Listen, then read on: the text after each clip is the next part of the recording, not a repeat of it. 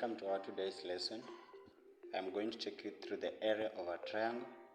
It's important to know that to find the area of a triangle, there are various methods that we are going to use depending on the information given on that triangle. For our case today, we will start with example 1. Find the area of the triangle ABC. The triangle is shown below, and to find the area of this triangle ABC, we are going to drop a perpendicular from point B to AC. That's going to be the perpendicular height. After which, we'll calculate the height of BD, that is the height of the triangle. Then we'll be able to use SOHCAHTOA, whereby the sine is equal to the opposite over its hypotenuse. Our opposite is BD, the height, over the hypotenuse, which is 10. And now we will say sine of 50 is equal to the BD over 10 centimeter. That will give us a height of 7.66 centimeter. And now we'll be able to find the area of this triangle ABC. And therefore, the area we can use half base height, having our height to be 7.66 times a half times the base, which is 12. And that will give us an area of 46 square centimeters. We can also have example 2 for better understanding of this concept. Find the area of triangle PQR. It's also another different triangle. We have the dimensions there, 12 centimeter and 20, and even the angle given at point Q. We'll also do the same, find the height of the triangle, and then be able to calculate the area, whereby we'll be able to say that the area will use the same formula, a half base height, and that is a half times 20, which is the baseline QR, and times our height, you get 77.1 square centimeters. So this one takes us to the general formula for the area of any triangle.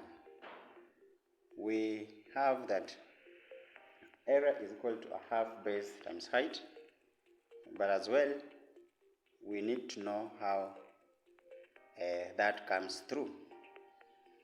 So we'll be able to say we have our A, the angle at A, point A. When you take the sine of angle A, it will be the opposite times the opposite over the hypotenuse. We'll be able to find the height, and that will get us the formula which we can use to find the area of a triangle that has two sides and an included angle. And in this case, we have a half BC sine of A, whereby the two sides are B and C, and the included angle is at point A.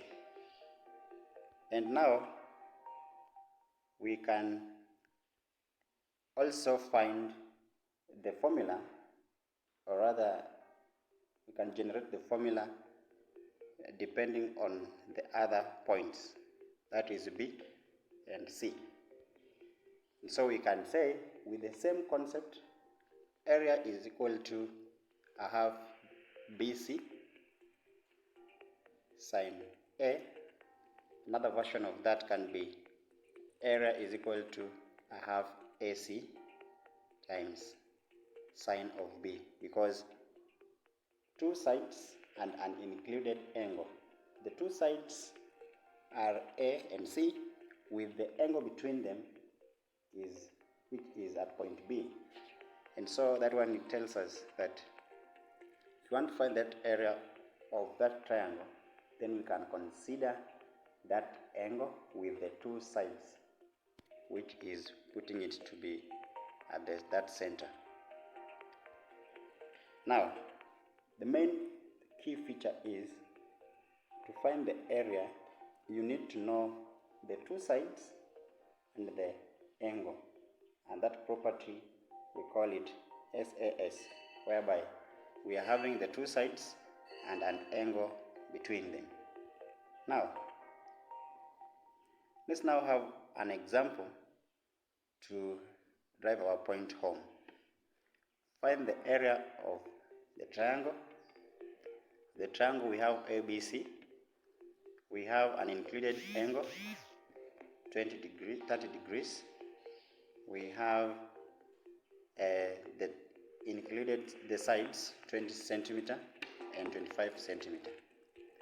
Now we will be able to use half AB sine of C, because the included angle there is 30 degrees and it is at point C. Well, we substitute in our formula. We will be able to have a half times 20 centimeter times 25 centimeter and times 30 degrees.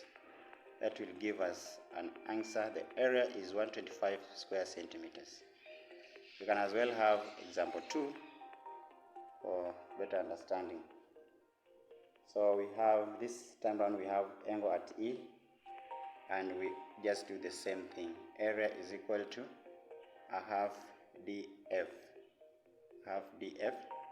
That is, those are the two sides and including angle at point E.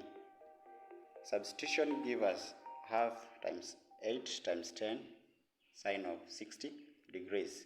That will get us 34.64 square centimeters.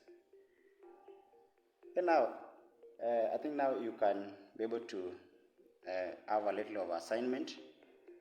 Calculate the areas of the triangles below. You'll be able to try that, and maybe I can give you some of the answers. So as you try, you'll be able to compare with the answers given here. So even as you do them, whatever should be in your mind is the SAS, two sides and an included angle. So the answer for the first part is given there.